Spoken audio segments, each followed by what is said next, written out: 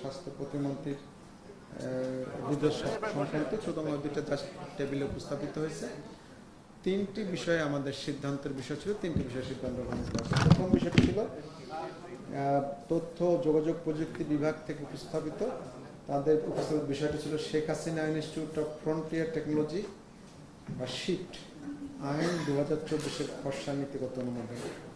এটি আজকে সবাই উপস্থাপিত হওয়ার পর আপনারা জানেন যে এটি মাননীয় প্রধানমন্ত্রী প্রথমে বললেন যে এটি ওনার নামে হবে না, আর কি এটি এখন নাম বাদ দিয়ে ইনস্টিটিউট অফ ফ্রন্টিয়ার টেকনোলজি আইন 2024 এই নামে অনুমোদিত হয়েছে। এই ইনস্টিটিউটটা মূলত আইসিটি সংক্রান্ত প্রযুক্তি, গবেষণা, প্রযুক্তি উদ্ভাবন, গবেষণা এইসব বিষয়ে প্রশিক্ষণ এবং প্রশিক্ষণ প্রদান এবং গবেষণা কার্যক্রম চালু করবে। এটি হবে আপনার মাদারীপুরের শিবচরে এটি স্থাপন করা হবে। এটি একটা গভর্নিং বোর্ড থাকবে এবং একজন প্রধান পৃষ্ঠপোষক থাকবেন। প্রধান পৃষ্ঠপোষক হবেন মাননীয় প্রধানমন্ত্রী হবেন প্রধান পৃষ্ঠপোষক, আর বোর্ড অফ গভর্নরের সভাপতি হবেন মাননীয় মন্ত্রী ডাক, টেলিযোগাযোগ ও তথ্য প্রযুক্তি মন্ত্রণালয়। সেইভাবে আইনটা এসেছে এবং আইনটা নীতিগত অনুমোদন দেওয়া হয়েছে। ওনার নামটা বাদ দিয়েছেন, উনি ওনার নামটা গ্রহণ করেননি। উনি তো এর আগেও একটা সিদ্ধান্ত ওনার নিজের নামে উনি গ্রহণ করাটা নিষেধ করেছেন মন্ত্রিসভা থেকে। তাকে যেহেতু এটা এই জাতীয় প্রথম একটি প্রতিষ্ঠান হবে এবং এটিকে আস্তে আস্তে মূল উদ্দেশ্যটা আন্তর্জাতিক পর্যায়ে যেন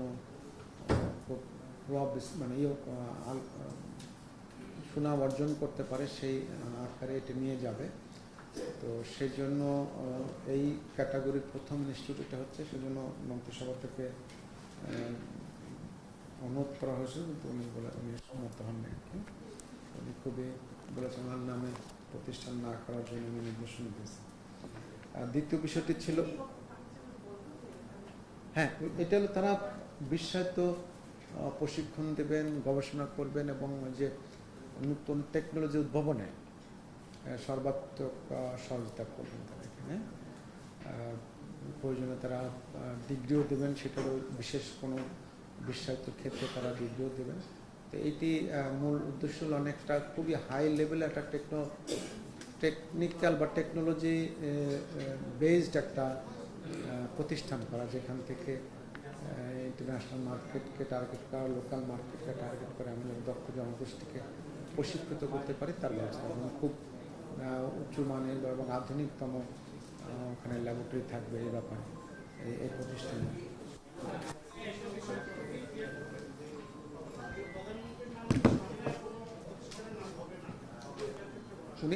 আজকে উনি বলেছেন যে ওনার নামে উনি আর করবেন না, সেটা বলেছেন, সেজন্য ওনাকে সম্মত পাওয়া যাবে। এটা ডাক, টেলিযোগাযোগ, তথ্য ও যোগাযোগ প্রযুক্তি বিভাগ থেকে।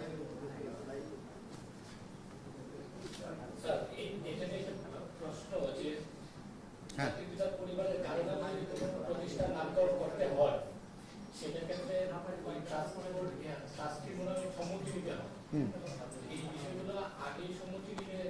না না, তারপরও সম্মতির পর তারপরে উনি না করেছেন। এইটাও সেই তথ্যটা এখানে সাধারণত দেওয়া থাকে, এই তথ্যটা সামারিতে নাই যে ওখান থেকে না হয়েছিল কিনা, বাট তারপরে উনি বলেছেন যে মানে ট্রাস্টের অনুমতি থাকুক বা না থাকুক উনি এটা সম্মতি দেবেন না।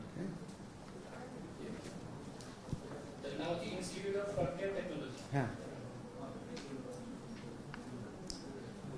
দ্বিতীয় বিষয়টি বাণিজ্য মন্ত্রণালয় থেকে আসছে। বাণিজ্য মন্ত্রণালয় থেকে উপস্থাপিত বিষয়টি হল রপ্তানি নীতি 2024 থেকে 27 এর খসড়া অনুমোদন। আপনারা জানেন যে রপ্তানি নীতি আমরা করে থাকি, রপ্তানি নীতিটা শেষ হয়ে যাবে হলো এই গতকালকে শেষ হয়ে গেছে, আজকে নতুন বছর। তো সেখান থেকে 3 বছরের জন্য রপ্তানি নীতি এটি করা হয়েছে।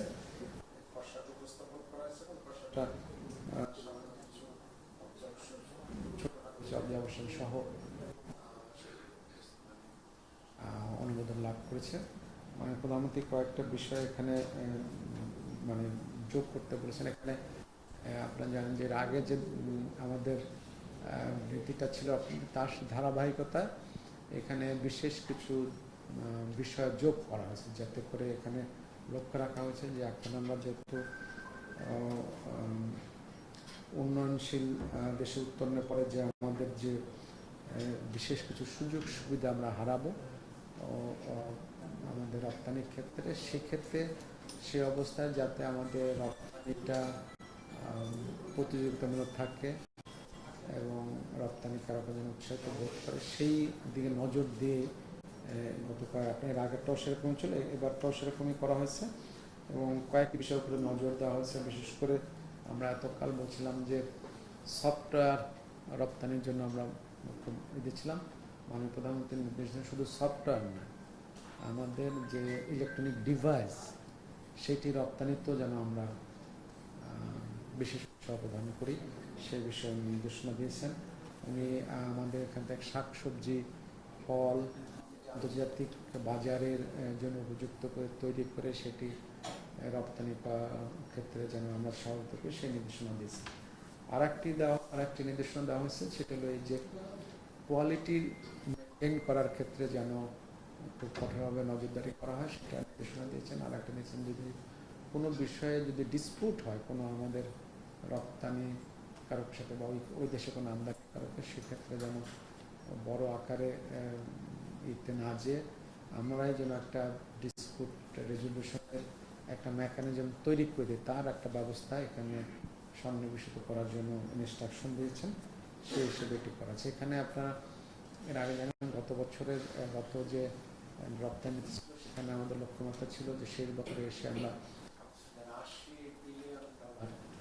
রপ্তানি করতে পারি।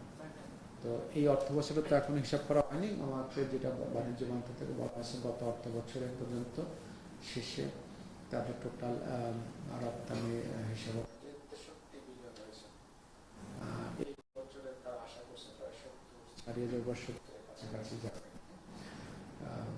তো সেটাকে বাস্তবতা করে এখন আগামী 3 বছর পরে আছে 2017 সাল অর্থ বছর শেষ হবে, সেই অর্থ বছরের পরে এই বছরের টার্গেট তৈরি 27 টার্গেট করছে 110 বিলিয়ন রপ্তানির ক্ষমতাকে টার্গেট করে এটি করা হয়েছে। এখানে আর কয়েকটা জিনিস একটু ঢোকানো হয়েছে যে বিশেষ করে নারী উদ্যোক্তা বা নারী রপ্তানি করা যদি হয় তাকে বিশেষ কিছু সুযোগ সুবিধা দেওয়ার জন্য নীতিগত নির্দেশনা দেওয়া হয়েছে। আমি তো বললাম যে ইলেকট্রনিক ডিভাইসের কথা বলা হচ্ছে, সেখানে যেন আমরা বিশেষ নজর বিশেষ যেন সহযোগিতা করি।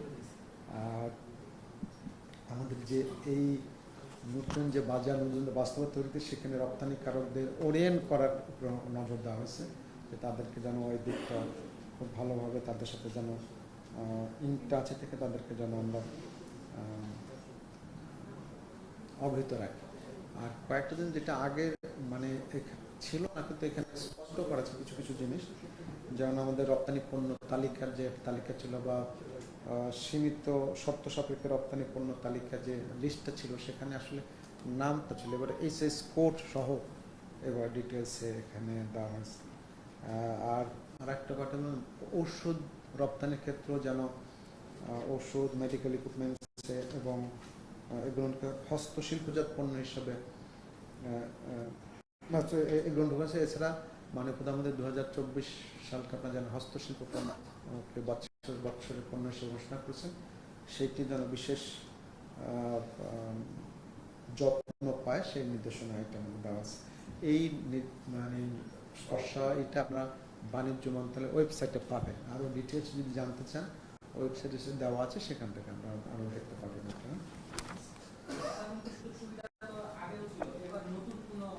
আপনি ওই যে বললাম যে আপনি যদি আরও স্পেসিফিক যান তাহলে একটু ওই ওয়েবসাইটে আছে বাণিজ্য মন্ত্রক ওয়েবসাইট, সেখান থেকে আপনি নিতে পারবেন।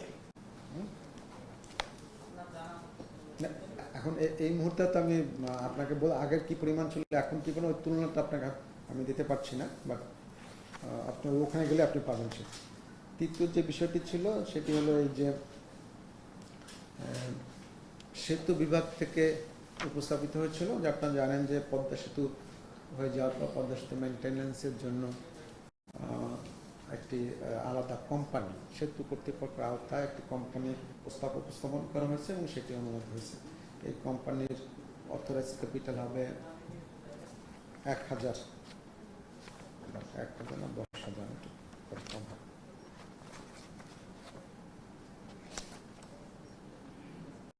1,000 কোটি টাকা, 1,000 কোটি টাকা সম্মিলিত সরকারি মালিকানাধীন একটি কোম্পানি হবে। এই কোম্পানির মূল দায়িত্বটাই থাকবে পদ্মা সেতুর মেনটেন্যান্স এবং যে পোল আদা টাদা যে করাগুলো আছে সেগুলো, মানে পুরো দায়িত্বটা সেখানে থাকবে। না না, পুরো সরকার তো আমরা অনেক কোম্পানি করে ইন্ডিপেন্ডেন্টলি কাজ করি। হ্যাঁ, এই কোম্পানি করবে মেনটেন্যান্সটা, এই কোম্পানি করে সব কিছু এটাই করবে। এবং ওই যে কোম্পানি আইনে ওরা বোর্ড অফ ডাইরেক্টর থাকে, এটা 12-14 জনের একটা বোর্ড অফ ডাইরেক্টর থাকবে। সেখানে বোর্ড অফ ডাইরেক্টর কোম্পানি আইন অনুযায়ী যেভাবে চলে আর কি সেটাই। ওখানে আপনার যেটা হয় যে ওখানে আপনি যদি অন্যান্য কোম্পানিগুলো দেখেন, সেই কোম্পানি বলা থাকে যে ডাইরেক্টর হিসেবে কে কে থাকে। সেতু বিভাগের সচিব থাকবেন, সেতু কর্তৃপক্ষের চেয়ারম্যান থাকবেন, ওখানকার ডাইরেক্টররা থাকবেন, অর্থ মন্ত্রণালয় থেকে একজন থাকবেন, রেল মন্ত্রণালয় থেকে থাকবেন।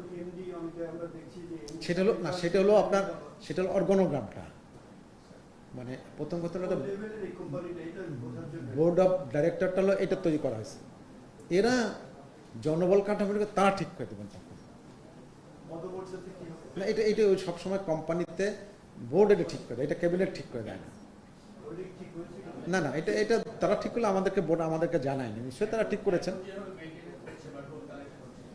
সেটা তখন এই কোম্পানির আওতায় চলে আসে এবং মূলত উদ্দেশ্যটা হলো যে আস্তে আস্তে আমাদের নিয়ন্ত্রণে নিয়ে আসে। এখন যেন আমরা বিদেশি কোম্পানিকে দিয়ে করাচ্ছি, এটি যেন আমাদের কোম্পানিরাই যেন এটা করতে পারে, সেদিকে সেটার জন্য এই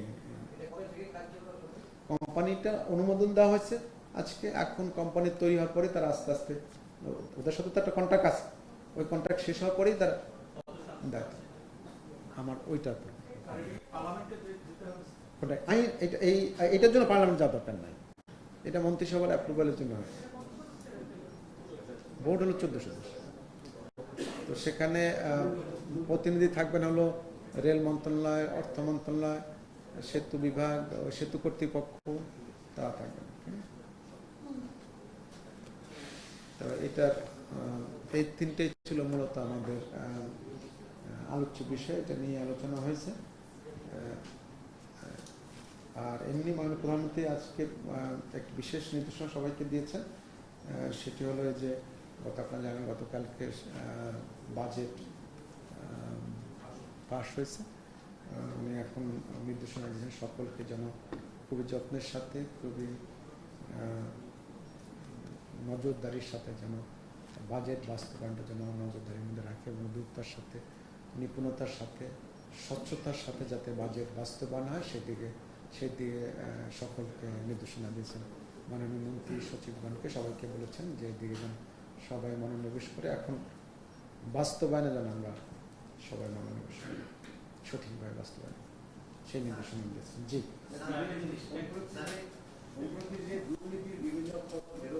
হ্যাঁ, আজকের মিটিংয়ে আলোচনা সব বিষয় তো আজকের মিটিং। উনি প্রধানমন্ত্রী, সব বিষয়ে ওনাকে ক্যাবিনেটে আলোচনা করতে হবে কেন? উনি তো ইন্ডিভিজুয়ালি আদেশ দিয়ে দেন আর কি। জি জি জি, না আজকের মিটিংয়ে এটা আলোচনা আসেনি। আজকে এটা কেউ প্রসঙ্গটা তোলেনি বা এটা আলোচনা করে, এটা নিয়ে তো সংসদ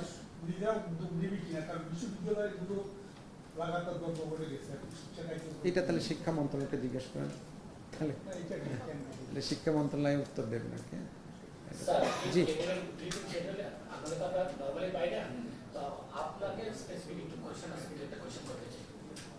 আমাকে মানে এই ক্যাবিনেটের বাইরে হলে না করাই ভালো, অন্য কোনোভাবে পাবেন। পাবেন না? এটা ইম্পর্টেন্স এই জন্য যে জি সংসদ এবং সংসদের বাইরে সরকারি কর্মচারীদের দুর্নীতি নিয়ে যে ধরনের আলোচনা হচ্ছে, জি আপনি মানে দেশের সর্বোচ্চ কর্মকর্তা হিসেবে জি এই বিষয়ে আমি বক্তব্য জানলে ভালো হয় যে সরকারি কর্মচারী বিধিমালা 1979 আদৌ কার্যকর আছে কিনা। না, একটা জিনিস প্রথম একটু বলে রাখেন, আমি আপনারা তো একটা জিনিস তো বুঝতে পারছেন যে এটা তো আমি জানি না আপনারা আমার সাথে স্বীকার করবেন কিনা, দুর্নীতি তো সবাই করে না। একটা অফিসে সবাইকে দুর্নীতিবাজ হাতে গোনা কয়েকজন, তাই না? এবং ওই হাতে গোনা কয়েকজন জন্য বাকি সবাই আপনার বিব্রত হয়, অবস্থা তাই তো দাঁড়িয়েছে, তাই না? এরকম হয়েছে না? তো সরকারের তরফ থেকে অবস্থানটা তো পরিষ্কার হয়েছে যে দুর্নীতির কোনো বিষয়ের সাথে, দুর্নীতির সাথে যারা জড়িত তাদের ব্যাপারে তারা কোনো রকম কোনো সহানুভূতির দৃষ্টিকোণ দেখানো হবে না এবং দেখানো হচ্ছে না। এটা তো আপনার খেয়াল করেছেন। তো সেটি আমরা এখন মানে কি বলবো, খুব সিরিয়াসলি আমরা ফলো করছি। এখন আপনি বলতে পারেন যে তাহলে এই ফাঁকে ফাঁকে কেন হচ্ছে এটা দেখেন। প্রথম আমি যদি এটা বলি যে দুর্নীতিটা এই যে এই এত কাঠামোর মধ্যে থাকার পর সব কাঠামো যারা খুবই দুষ্ট চিন্তার মানসিকতা, দুষ্ট বুদ্ধির মানসিকতা, তারা তো এই কাজগুলো তারা হয়তো করতে চান, কিন্তু আমরা এইটুকু দেখতে পাচ্ছি যে যখনই এই বিষয়টা সরকারের নজরে আসে সরকারের তরফ থেকে কোনো প্রশ্রয় দেওয়া হচ্ছে না। এবং সরকারের সকল যন্ত্র, প্রশাসন যন্ত্র এই ব্যাপারে, এই দুর্নীতিবাজদের বিরুদ্ধে ব্যবস্থা নেওয়ার ব্যাপারে তো কেউ কখনো কোনো রকম বাধা কিংবা কোনো প্রশ্ন উত্তর নেই। প্রত্যেকেই এক্ষেত্রে সরকারের সকল মেকানিজম এই দুর্নীতিবাজদের বিরুদ্ধে ব্যবস্থা নিতে সবসময় সহযোগিতা করছে। কিন্তু আপনার ঠিক আছে, আসার কথা জি দুদক চেয়ারম্যান যিনি একজন সিনিয়র সচিব ছিলেন, উনি মানে অন রেকর্ড বলেছেন একটা অনুষ্ঠানে যে মন্ত্রণালয়গুলো দুর্নীতির ব্যারাজ খুলে বসেছে, তারা দুর্নীতি নিয়ন্ত্রণে কোনো পদক্ষেপ নিচ্ছে না। আপনি প্রশ্ন কি মানে তার ইয়াতে কমেন্টস কি বলবেন? এইটি প্রথম কথা হলো যে আপনি ইন্ডিভিজুয়াল সাথে একবার ক্যাবিনেট সেক্রেটারিকে দায়ী করেন না, করেছেন মনে হয়? মন্ত্রণালয়গুলো বলেছেন, আচ্ছা, ক্যাবিনেট ডিভিশন তো বলিনি। সেটাই বলতে, তাহলে মন্ত্রণালয় সচিবরা উত্তর দিতে পারবেন, এটা ভালো। প্রথম কথা হলো দেখেন, আপনি প্রত্যেকটা মন্ত্রণালয় যদি দেখেন যে আমাদের এই দুর্নীতির অভিযোগ আসলে আমাদের দুর্নীতি নানানভাবে কিন্তু আমাদের বিচারের সম্মুখীন হয়। একটা আমাদের ডিপার্টমেন্টাল প্রসিডিংস আছে, সেটা শুধু দুর্নীতি না, দুর্নীতির বাইরেও অনেক বিষয় কিন্তু আমরা সেখানে বিচার করি। সব অপরাধ যে দুর্নীতি বিচার অপরাধ তা কিন্তু নয়। শৃঙ্খলাজনিত থাকে, নৈতিক স্খলনজনিত বিষয় যদি থাকে সরকারি কর্মকর্তাতে, তো দুর্নীতি হলো তার একটা অংশ। এবং আপনি কি, আমি জানি না, আমি আমার কাছে তো এই তথ্য নয় যে কোনো একটা জায়গায় দুর্নীতি প্রমাণিত হয়েছে তারপর তাকে ছেড়ে দেওয়া হয়েছে, এরকম আমি আমার নজর যদি আনেন তাহলে আমি সেটা আবার দুর্নীতি ব্যবস্থা করবো, আমি আবার তদন্তের ব্যবস্থা করবো, সেটাই আমি আপনাদেরকে বলতে পারি যদি প্রমাণিত হয়ে যাওয়ার পর। আমি শেষ করি, আপনি প্রশ্নটা করেছেন, আমাকে শেষ করতে দেন, তারপর প্রশ্ন আবার করেন। আর বাকি যেটা দেখবেন যে দুর্নীতির বাকি অংশগুলো কিন্তু আলাদা আলাদা কিন্তু প্রতিষ্ঠান আছে, আলাদা আলাদা কিন্তু এজেন্সি আছে, এবং প্রত্যেকেই কাজ করছে। আমি বিশ্বাস করি প্রত্যেক কাজ করছেন, তাদের কাছে হয়তো প্রমাণযোগ্য তথ্য যখন আসে তখন তারা খুব সিরিয়াসলি এটা নিয়ে নামেন, যখন পর্যন্ত তারা পান না তখন হয়তো তারা বড় ধরনের অ্যাকশনে যেতে পারে না, সেটা হতে পারে, সেই সীমা থাকে। তা আবার প্রত্যেকটা প্রতিষ্ঠানে হতে পারে যে কাজের চাপ বা এই অনুযায়ী তাদের লোকবল বা রিসোর্সের অংশ অনুযায়ী তাদের হয়তো সম্পদের সীমাবদ্ধ থাকতে পারে, এবং সেই অনুযায়ী হয়তো তাদের কাজেরও কিছু সীমাবদ্ধ থাকতে পারে। কিন্তু এক্ষেত্রে তো প্রায়োরিটি আমাদের করতে হয় যে কোন অ্যাকশনটা আমি আগে যাব, মানে আমাদের 10টা অভিযোগ থাকে, 10টা মধ্যে কোনটা আমি আগে করবো, 10টা তো হয়তো আমি একবারে যেতে পারছি না, কিন্তু তাকে তখন তো প্রায়োরিটাইজ করতে হয়। এটাই আমরা সবসময় করি যে 10টা পর্যন্ত হয়তো 10জন ইন্সপেক্টর আমার নাই, তখন হয়তো আমার 2জন আছে, তখন আমি তাকে কাজ এটি সব জায়গায় এটি হয়। ঠিক আছে, যে অন্য কোনো, আপনি তো করেছেন প্রশ্ন, এখন আরেকজন করুক, আরেকজন করুক, না আরেকজন করুক, আরেকজন করুক। হ্যাঁ উদাহরণ দেওয়ার জন্য যে জি সুনির্দিষ্ট উদাহরণ যে দুর্নীতি করার পর বহাল আছে, দুর্যোগ ব্যবস্থাপনা ত্রাণ মন্ত্রণালয়ের অধীন সিপিপি জি একটা মানে কর্মসূচি হিসেবে পরিচালিত হচ্ছে। ওই সিপিপির একটা নিয়োগের বিষয়ে ওই পরিচালক সুনির্দিষ্টভাবে মানে তদন্ত রিপোর্টে আসছে সে দুর্নীতি পরায়ণ করেছে এবং সেই নিয়োগ বাতিল হয়েছে, পরে আবার নতুন করে প্রসেস হচ্ছে, সেই পরিচালক এখন বহাল আছে। 2 না যুবদল অধিদপ্তর, জি যুবদল অধিদপ্তর 13 কোটি টাকা আত্মসাতের অভিযোগে 4 জন অফিসারকে মানে বরখাস্ত করা হয়েছিল, তাদের মধ্যে একজনকে অলরেডি আবার দেওয়া হয়েছে এবং তাকে একটা জেলায় দায়িত্ব দেওয়া হয়েছে। এইগুলো কি ভালো? আচ্ছা, আমি একটু উদাহরণ দিই এইসব ক্ষেত্রে আপনাকে বলি। আপনার এই কিছু বাস্তবতা আপনাকে তো মেনে নিতে হবে, বাস্তবের সাথে আমাদের পরিচিত থাকতে হবে। সেটা হলো এই যে আমরা যখন দুদক যেভাবে কাজ করে, অন্য একটা আদালত যেভাবে কাজ করে, ডিপার্টমেন্টাল কাজ কিন্তু সেভাবে নয়। আমি যখন আমার শৃঙ্খলা বিধি আওতায় যখন অ্যাকশনে যাই, আর দুদক যখন অ্যাকশন, দুটো কিন্তু একরকম নয়। একটু আপনাদের একটু এই বাস্তবতাকে মেনে নিতে হবে, মানে অনুধাবন করতে হবে। আমি যখন করি তখন কি হয়, আমাকে যখন এটা দুর্নীতি হিসেবে সাব্যস্ত হয় আমার তদন্ত, তখন আমি তাকে, আমার কিন্তু একটা লম্বা প্রসেস আছে আমি কিন্তু তাকে তো জেলে পাঠাই না, তাকে হয় সাসপেন্ড করি অথবা চাকরিতে রেখে তার বিরুদ্ধে আমি ডিপি চালু করি।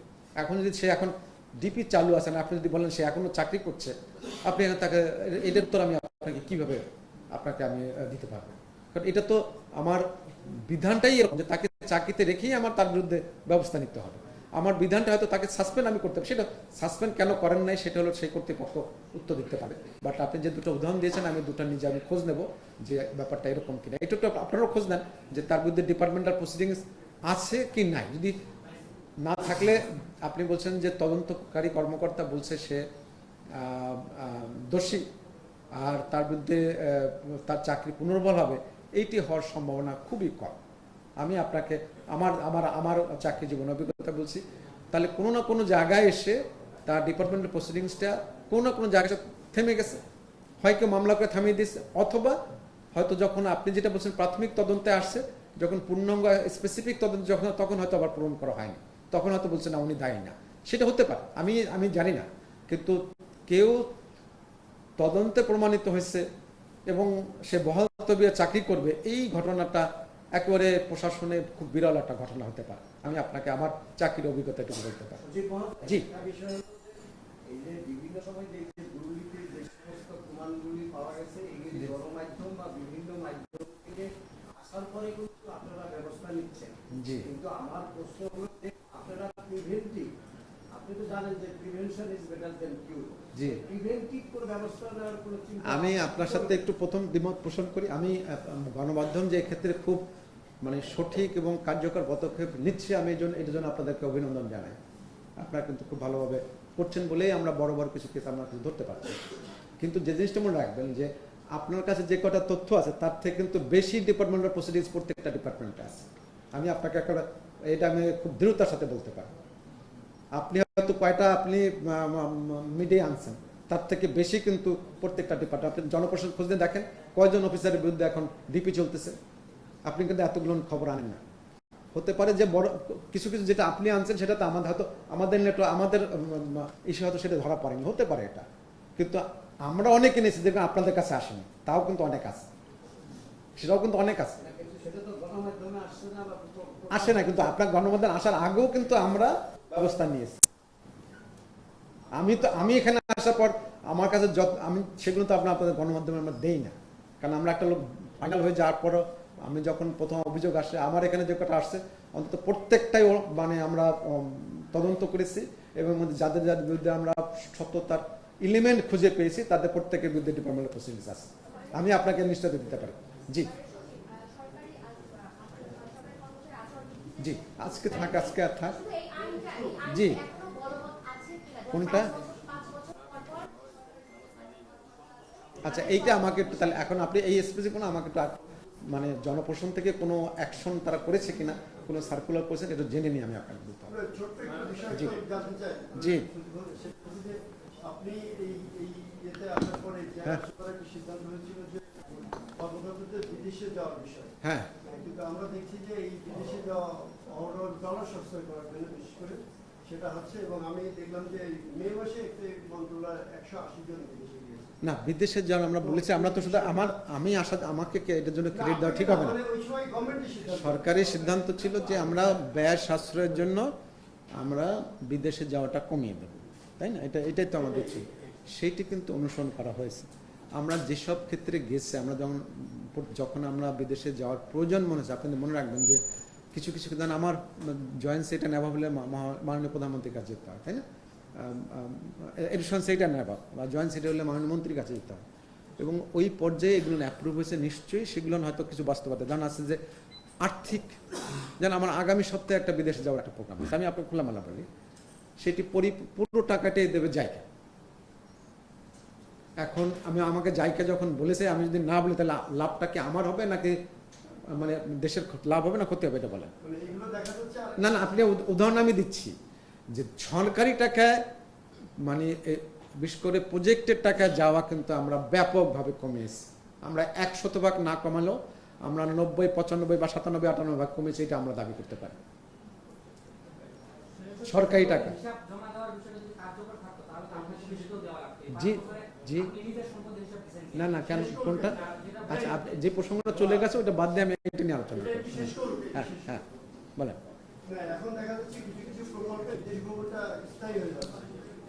না, ওই যে বলছো সেক্ষেত্রে কিন্তু বলা হচ্ছে যে আমরা বিদেশি যদি উৎস বিদেশি হয় আমরা সেটা অ্যালাউ করছি, যে টাকা যদি গ্রান্ট হয়, যদি গ্রান্ট হয় আপনি যাবেন না, আমার এটা পুরোটা গ্রান্ট।